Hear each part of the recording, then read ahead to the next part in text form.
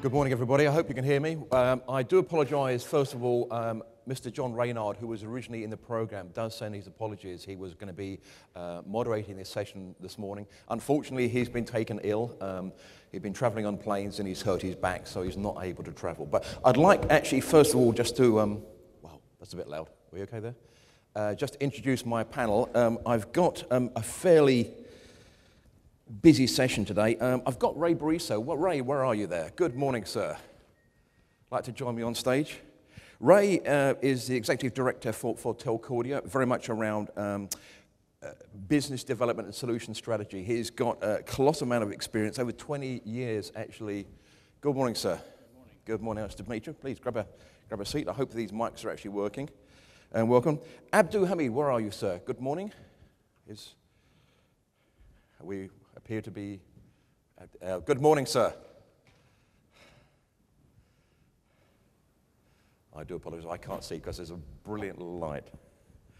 Now, Abdul, I think, is going to be very interesting in terms of this panel. He's very much at, good morning, sir, very much at the sharp end in terms of delivering mobile services into the region. Next, I'd like Andreas Kren. Andreas, where are you, sir? And again, good morning, sir. Andreas is actually from Ericsson, so good morning, sir. Nice, thanks for joining us today. We'd like to grab I think if we grab a seat up here, I think we're going to be, that'll be working perfectly. Thank you very much. So I think that'll be quite strict. And finally, Johan, where is Johan today? Good morning, Johan. Nice to see you again.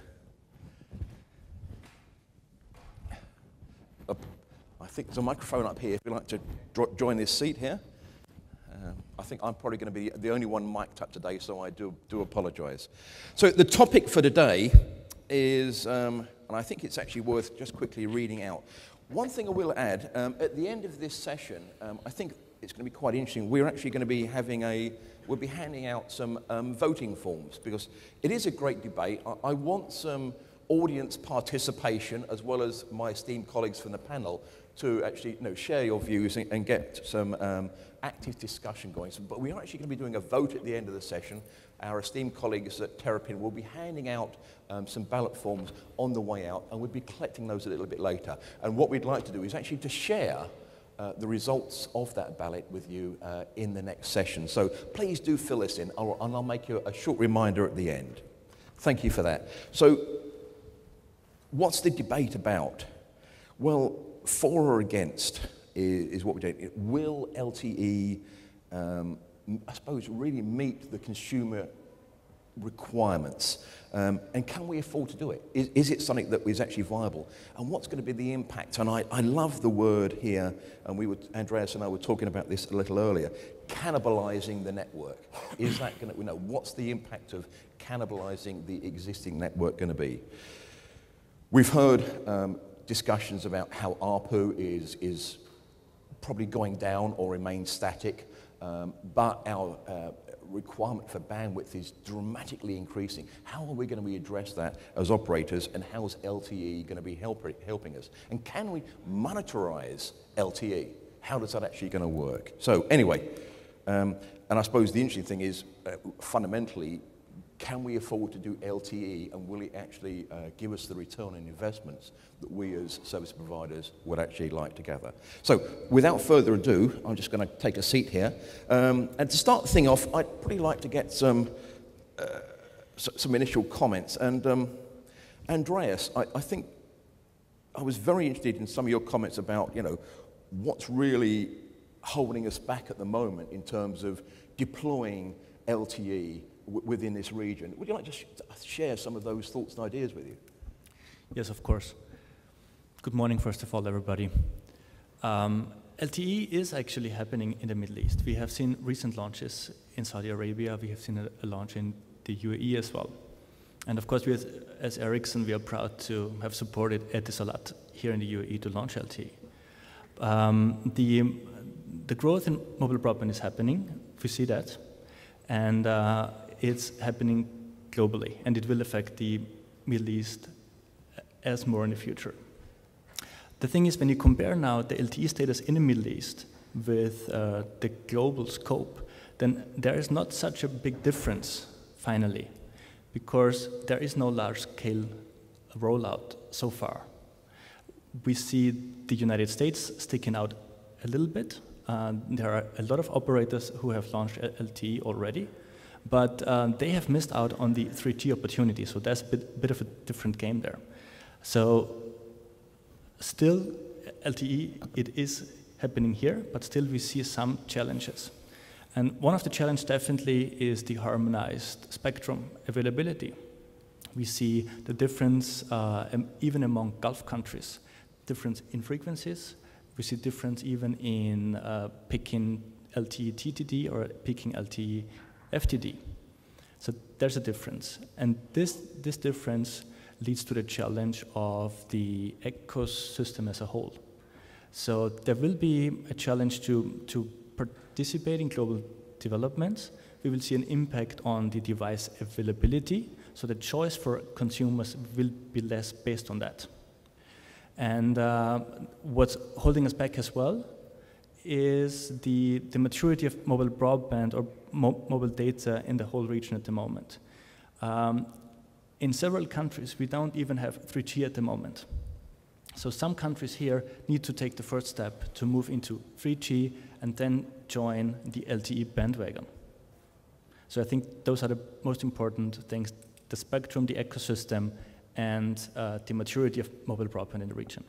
Okay, interesting, and I think that's, when you're talking about some of those rollouts, it is interesting. They tend to be fairly well focused in small specific areas. You know, I won't say they're pilots, but you know, there tends to be areas of expertise. Abdul, what's really your thought about? I mean, obviously you're very much at the front end of deploying these networks, and you really, as I love the word actually at the sharp end, because you've got. Your network is under heavy demands. I think we saw some very interesting figures in the past slide where they're looking at the growth of the iPad, and I think most people here, I can't believe the number of iPads and iPhones I've seen the last couple of days here. It's incredible. What's your thought about how some of the issues and some of the barriers that your organization is facing? Good morning. Broadband market in Bahrain is picking up quite well, despite the fact that it is a small country, yet it is highly competitive. We have 6 operators providing the service through LLU. We have 2 WiMAX operators. We have 3 mobile operators. Having said that, we are still having more connections every day as a telco. The users, they are driving the market. They are seeking more bandwidth, more throughput.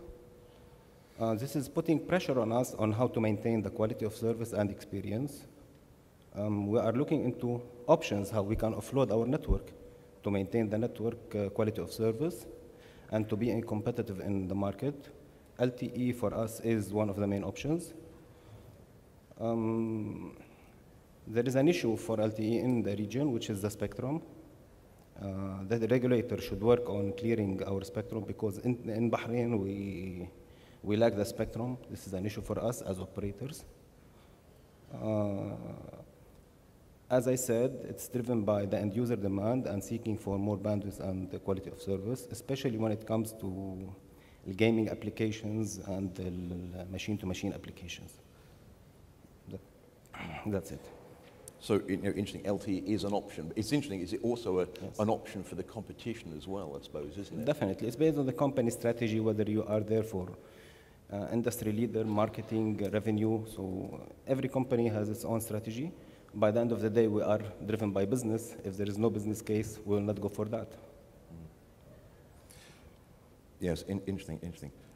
Johan, good morning. Nice to meet you again. And certainly like to, based on those conversations, and I think it's interesting because you were working in Sweden a while ago, working with the deployment of LTE. What was really the business drivers there, and were they actually getting the return on investment? And what was the competitive advantage they were looking for? Thank you, Kevin. Yes, let me first just start by saying that we see increasingly many of our clients that are concerned with this challenge. Should they deploy LTE or not? So we're trying to help them out with, analyzing their strategies and master plans, investment. But in the Swedish case, it was a little bit special, as you mentioned. We were very early. And I think in each case, every operator should ask themselves, should they go for LTE, and what is really their objectives? Why should they go for LTE, and when? And this is, I think, the core questions that we can help them out with. But in the Swedish case, there were, I think the main driver there was to be, as you said, early. That was one of the business objectives, very outspoken. But it all comes down to this, these two questions. Why should they go for LTE? And what we need to do there is to analyze a number of factors. When is the time is when the time is right for LTE, in particular. And there, the business case is one side, the technical aspects are the other side. Yeah, it's interesting, and I think, and funny enough, I was talking to somebody yesterday, and we were talking about LTE. I think the general consensus of opinion amongst the industry is LTE is the right technology, but is this the right time? It seems to be the question. And there's always going to be an early adopter, and it's nice that we can actually learn from other organizations, not mistakes, but real-world experiences of actually doing that. Ray, I mean, you've have a global role. What really are you seeing as some of the opportunities and barriers about people deploying LTE? Certainly, I mean, it'd be interesting to hear from your thoughts probably about some of the operational issues that are facing people as well. Sure. We've been fortunate enough to work with several early adopters, as you say, in deploying LTE, Verizon and AT&T in the US, Telenor here in Europe, or Telenor in Europe. And some of the things that, that you can learn from this is LTE, I think, a lot of times because we're engineers and technologists, we talk about LTE. So when you get into immigration in the US, you see a big sign that says Verizon LTE. And like, if you're not in this industry, like, you don't even know what LTE is. And frankly, you don't even really care. So it's a big transformation for all mobile operators, because it's not just an upgrade now to from 3G to 4G, because there's no concept of a BTS or an RNC. The architecture is totally changing. It's going to become an all IP network. And for the customer, it's going to give them a totally different experience because of the amounts of bandwidth they're going to have. Part of the issues that we have come across then is, if you look at rolling out this new technology, though, is the operational efficiency associated with some of those new business processes. So the time it takes to roll out a base station could be, 12 to 18 months.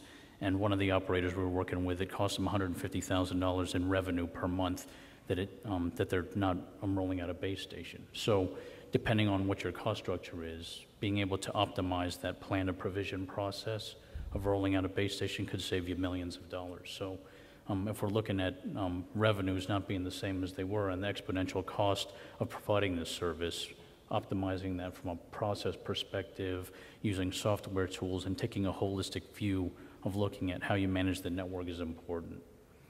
The second piece is, if you look at how the service is going to change for the customer, you have to really look at the business model you're going to have, because LTE offers a lot of different options, and the services you can provide are going to become more complex.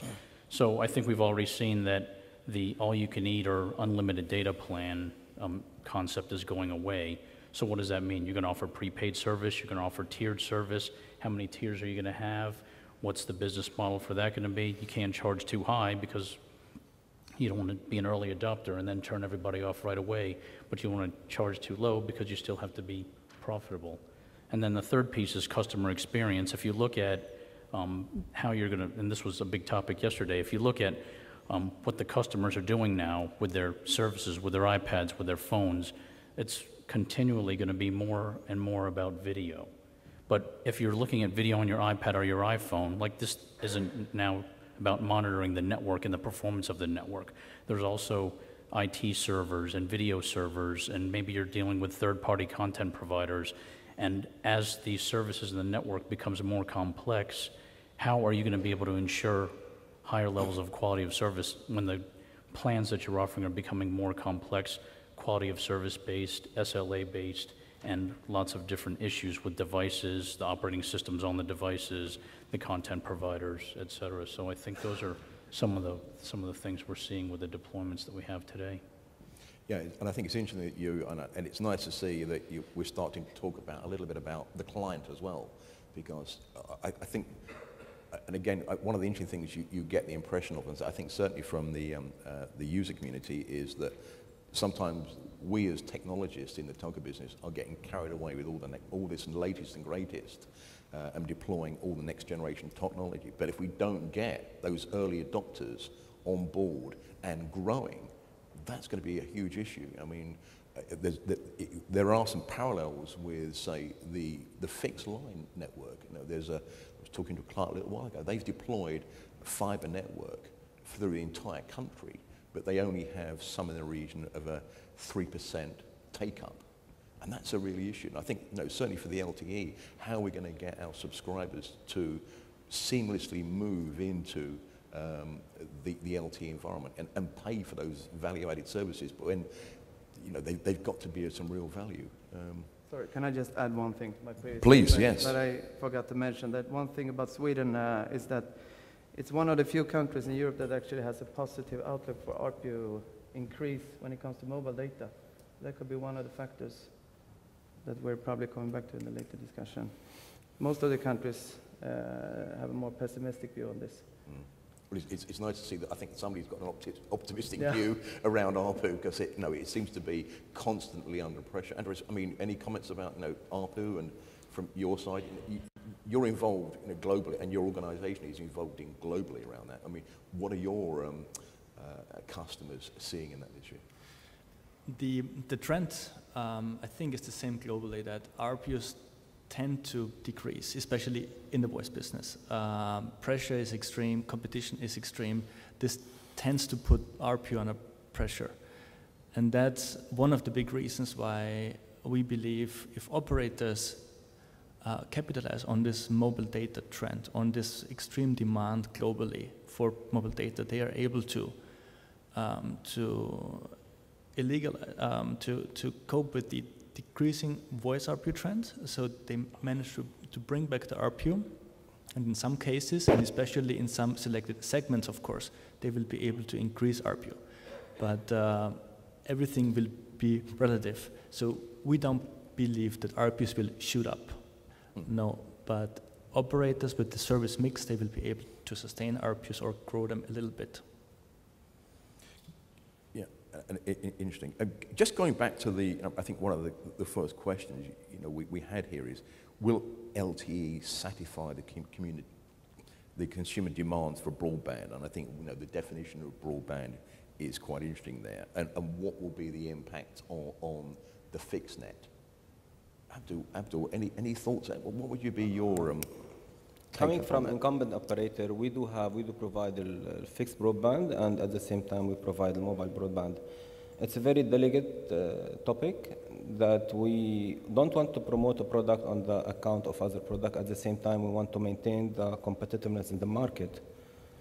I just would like to change the subject here regarding LTE. During the past years, there was a big debate about WiMAX compared to HSPA. Eventually, some operators adopted the WiMAX technology, others adopted HSPA. I think LTE will benefit from the successful technology of HSPA, and it will be a matter of time, as my colleagues mentioned earlier, regarding each company situation when they will adopt this technology.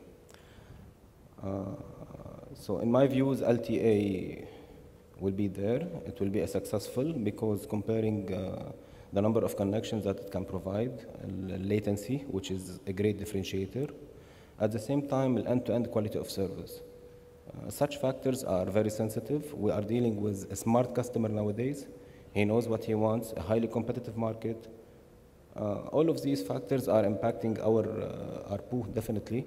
But by the end of the day, we have to maintain the efficiency and competitiveness to survive. And yes, I think that overall efficiency is going to be quite critical in terms of what's really going on. It was interesting. I was looking at the previous. I think Gurkan had a slide up. He was talking about Bharti Airtel, and I think interesting thing about them as a client makes them quite. They've got 200 million subscribers. Nearly all of those are mobile, and the ARPU is very, very slim there in terms of what's really going on. Interesting thing to see they've outsourced all their services to actually, I think, improve their operational efficiencies in terms of what's really going on. The return on investment, that seems to be critical. I mean, what was the experience in Sweden around that? Well, I think it's pretty early still. We're still in early phase. But our view on this is that LTE is really the technology that gives you the best return, given a high usage of data, of course. But this is one of the most unsure factors currently in the industry. How much is data going to increase, and what are the ARPUs? Are they going to increase or decrease, and how much, and so on? But when you reach such a certain level of usage, LTE is definitely more cost efficient than HSPA Plus, for instance. So in that sense, I think as a general answer to this question, eventually you have to invest in LTE in order to stay profitable. But the situation is very different for different regions and segments. And I think it's coming down. I think the interesting thing is that it's coming down to the timing seems to be absolutely critical. Too early, and you're going to have a lot of equipment in the field, a lot of operational back office systems, really just going to be burning into your OPEX and CAPEX. Vice versa, I suppose, if you're too late, the competitive element, is an option for that. It's who gets there first at the right time is going to be a fairly big issue. Any thoughts on that, Ray? I mean, sure. So if you look at the deployment of LTE and what the ROI is going to be, there's two aspects to that. There's the cost aspect, and then there's the revenue aspect, and how fast can you generate more revenue to get that return. So on the cost aspect, LTE is a technology that the way it has evolved and the way it's been developed, of course, it provides spectral efficiency, and there's innovation in multiple antenna techniques and things like that to allow for more capacity and higher speeds, 100 megabits per second theoretically. By the way, the other comment on mobile broadband and fixed broadband and cannibalization, the theoretical speed of 100 megabits per second is exactly that, and you'll never get 100 megabits per second. If you're the first one to that cell and no one else is on it at 3 o'clock in the morning, you might get 100 megabits per second. So I think they can coexist without cannibalizing each other. But to get to the other point about revenue, and this was a big topic again yesterday, all the revenue is going to the over-the-top players. Like, what does that mean for us, and how can we be relegated to a dumb pipe? Imagine having the capability to have the concept of a service delivery broker. You're the owner of the network. You have the connections to all the customers. But there are other content providers out there. They're going to be your partners. And there's a transformation that can happen internally too, where you're producing some content in-house also.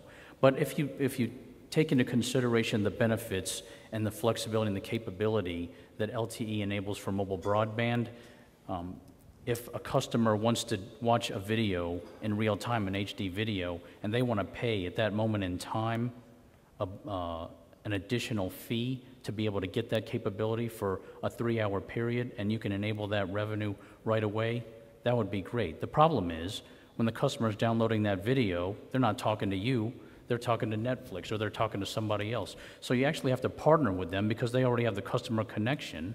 But if you have this concept of a broker that's centralized, that your third-party content providers deal with, they can, in real time, make a request to you to boost the speed for that particular mobile device for that particular moment in time. So there's new business models that are going to emerge that that LTE provides, and at the end of the day, again, it's about the customer. It's not LTE, it's mobile broadband and the services you can enable and the content battle like hasn't been won. There's lots of content out there, but you can enable that content and enable to get a piece of that revenue pie as well if you implement some of these new thinking and new platforms. And it's interesting that you're talking about those over-the-top players, because I think the issue is, are they going to will they actually be willing to give up that revenue? You know, the likes of, you know, I think Apple's about to launch their next generation iPhone, and I'm sure there are many operators around the world going, oh no, not another one, you know, in terms of demands and their services. You know, how can we actually extract revenue out of the likes of, you know, the Facebooks, the Amazons, and all these other content providers? Ultimately, they'll share the revenue with you, because if they don't have, if the customer doesn't have a good experience using that application, then their application is not going to be providing any value either. So if you can somehow, for specific customers that are willing to pay extra for a different customer experience, then it's a win-win for both the content provider, the customer, and the operator, and the revenue is willing to be shared. Yeah, but I mean, the flip side to that is, you know, who's the first person that gets the blame when the service is not acting at performance? Exactly. It's us as a service provider, isn't it, really? And we're always the first port of call. It's never the Facebook or the iTunes store that seem to be letting them down. It's us as the service providers are actually doing it. I mean, Abdu, what's the impact of, you know, iPhones and Facebook? You know, I mean, what's your thought about a revenue sharing model there? Because I think if we can get that right, then LTE becomes a win-win for everybody. Rightly said, during the past year, and so we have noticed tremendous increase in the average download per customer for the broadband connections. Actually, it is getting doubled every 6 months to 9 months. This is putting much pressure on us as service provider, how to ensure the capability and capacity for the end user. It requires CapEx from us. We have to take into consideration the revenue. So it's a delicate equation. I would like here to go back to yesterday, our colleague Telecom Italia, Mr. Fabrizio. We are adopting the same strategy, which is modernization of our network, be ready, improve our efficiency to lower down our cost, because we are getting into competitive market where, as I mentioned earlier, the end user have so many choices. He can select WiMAX, he can select fixed broadbands. At the same time, we are under severe pressure to better deliver and maintain the quality of networks. One of the main drivers, as you rightly said, which is the smartphones and the iPads, they are creating the need for us to respond, to be ready for the customer requirement. Having said that, I think, as I said earlier, LTE will be there, but in Bahrain as particular, we have this major challenge of the spectrum, which the regulator should find a solution for that. Andreas, it looks like you've got some comments on that. Yeah, exactly. When it comes to the content and monetizing on content, I mean, operators have been playing in this field for quite some time. Think Vodafone Live, for example. I mean, it has been relatively successful, but the uprise of Android and iPhones has more or less stopped this business, or brought it down significantly, I would say. So now, operators, I believe, have 3 choices. The first one is blocking or trying to compete against over-the-top players at this point in time. So that's one option. The second option would be to partner with them, of course, in terms of reselling. Maybe the business model could be revenue sharing, so that could work. But what we see, what is happening right now, is that it's more interesting if operators have something to offer to those content providers in terms of end-to-end quality of service. So which means iTunes, Amazon, and so on, they benefit from an excellent access of their customers. So which means those guys are willing to contribute to this end-to-end performance. And that's exactly where the Akamai Ericsson alliance comes in. Because Akamai and Ericsson, we are able to have this end-to-end quality in place, which enables a proper end-user experience for iTunes in the end. Mm. So which means those guys are willing to pay for that. Yeah. So really driving, driving LTE and the utilization of LTE using, as a premium service as such. Say, right, if you go to LTE, we'll give you this level of performance or guarantee this level of performance. Yeah. I wouldn't like to compete, though. I wouldn't like to see anybody start to compete with the likes of Facebook, though. But I think that could work. I mean, with more and more people uploading and downloading information, and I think it is a two-way session, because you're looking at people uploading information as well as downloading. I think again that is a value-added attraction that could drive people towards an LTE platform. And we're running a little. Oh, sorry, please. Yeah. We really don't think that operators should look too much into investments beyond the access, because we really think that still that market is quite kind of small compared to the access. But I agree with you, the partnership model is really the preferred one. I don't know what you others say, but we kind of estimate this market to below like 7 to 10% of the access revenues. What is your view on that? I suppose it'd be interesting to see what the forum is for those discussions. Is it operator to supplier, or do we as operators need to get together as a consortium and then talk to these larger content providers and start to actually get the consensus of how we could be looking at a revenue sharing to actually support those LTE deployments? Yeah, so that's actually what I mentioned earlier. So the point is that the user experience is very important to those content providers. And today they are willing to pay for that. They know they have to invest into the end user experience. Amazon will sell more books and CDs and so on when the end user experience is great. And that's what they understand. And that's exactly what the Akamai Alliance brings in today already. And it's interesting, I think one of the intriguing things about a lot of those content providers is that they're all moving into the cloud as well. We've got the iCloud coming up. Amazon clearly is a leader in that sort of capability. And so I think certainly there is that understanding that it all needs to be joined up in terms of the revenue share. We're running a little bit short of time. I suppose it would be useful just to take a couple of questions actually from the audience. Are there any questions? Anybody? Sir, gentlemen, there's a gentleman at the back. Have we got a microphone somewhere? Thank you very much. If you could identify yourself, thank you, and your question. Yes, good morning. My name is Lou Shadle. I'm with Deloitte Consulting. There was a couple of concepts brought up during this panel that actually are relatively new, the notions.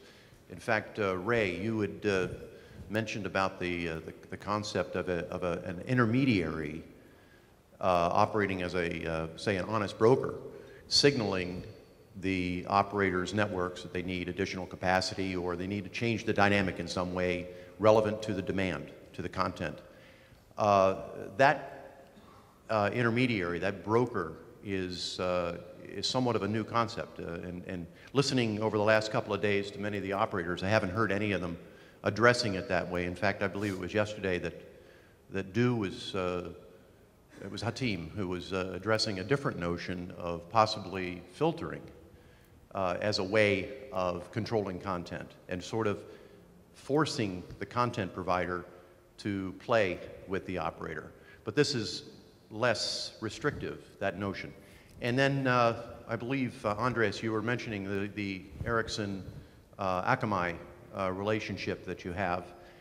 And so I want to open it up to the panel. Is this type of relationship, an Akamai type, a content data services provider relationship with the operators, the type of intermediary that you're addressing, Ray, or is it a new provider, like a cloud services provider, that becomes the intermediary between the content developers and content providers and the operators themselves?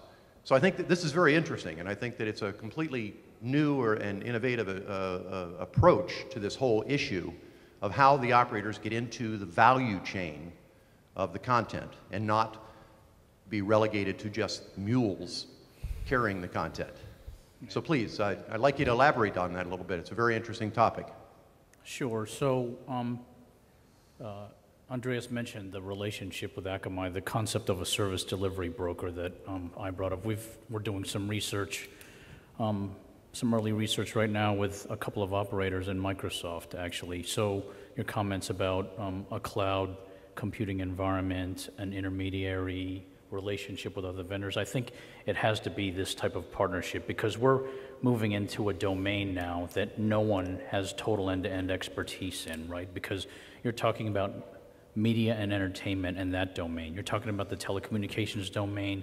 You're talking about information technology domain and a whole set of different customers that we have to deal with where we're not talking about connections anymore. There's complexity in terms of what people are willing to pay for, what type of content they want, how are they going to use it, the segmentation between customers, high and low value customer or retail customers versus high and low end, small, medium, and enterprise mobility customers. So the whole ecosystem that is going to evolve here over the next decade is going to be interesting to watch, and we're just in the early stages of trying to see what's going on here.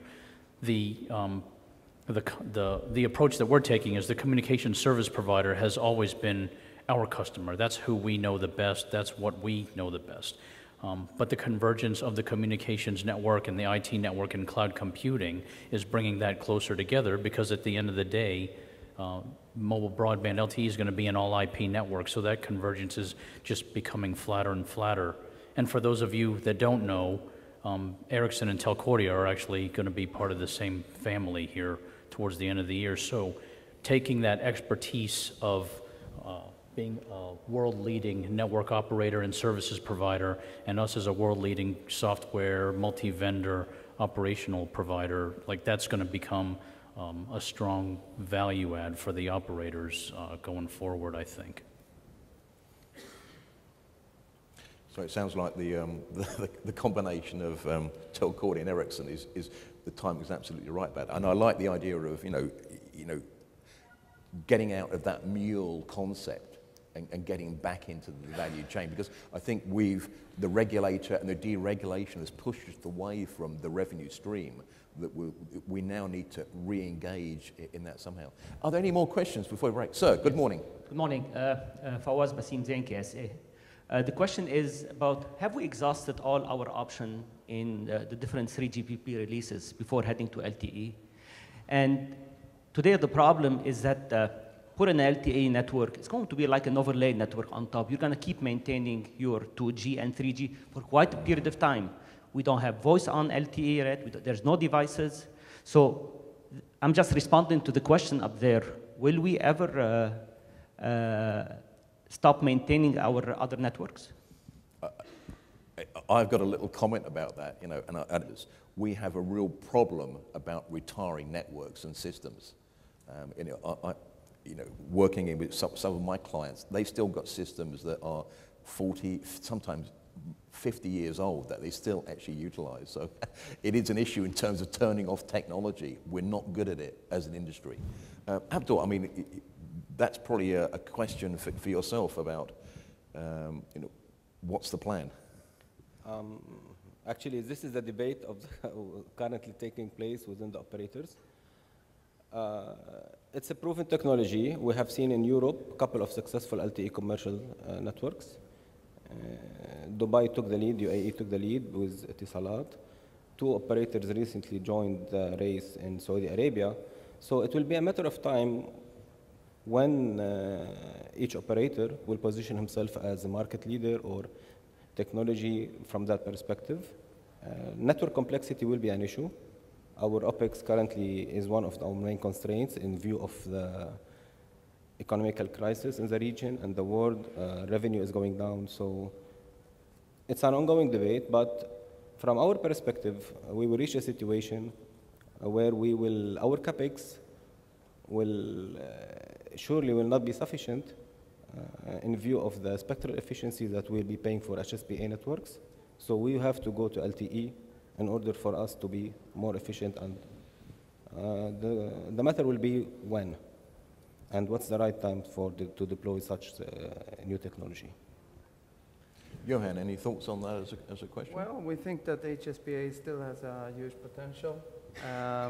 And for many operators, the cash flow and return of that is still not very clear. But for sure, there are some cases where the need for taking next step is already here, like increasing the number of sites and so on, making the network more dense. The business case would probably look much better in those cases, but for many operators, this is not really an urgent investment, I would say. If they can delay and incrementally invest in HSPA, we would, in general, recommend that. But as I said, there are other business objectives, like being the first on the market. So everything has to be weighed together, taking these factors into consideration. Let me comment on that, please, just for a second.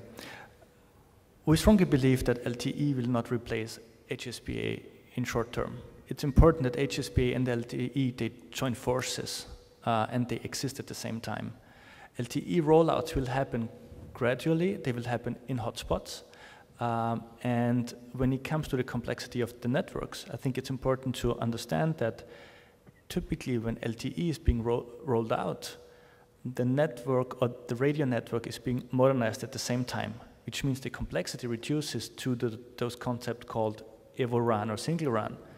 So it's not that you put another cabinet at the same location. You more or less, you clean up the network, have one cabinet and have all three technologies in there. So this is what happens in the same move, more or less. Not in the whole network at the same time, but where you put LTE, you modernize and you go along like that. So which means complexity reduces and that's a benefit out of it as well. Yeah. Right. I think HSPA is really a prerequisite for LTE as well, in terms of fallback network. You will only build it in hotspots, as you say, so it's very important to ensure HSPA is there first. Yeah, in addition to that, I mean, if you look at your question on the fixed side, is copper-based voice going to go away?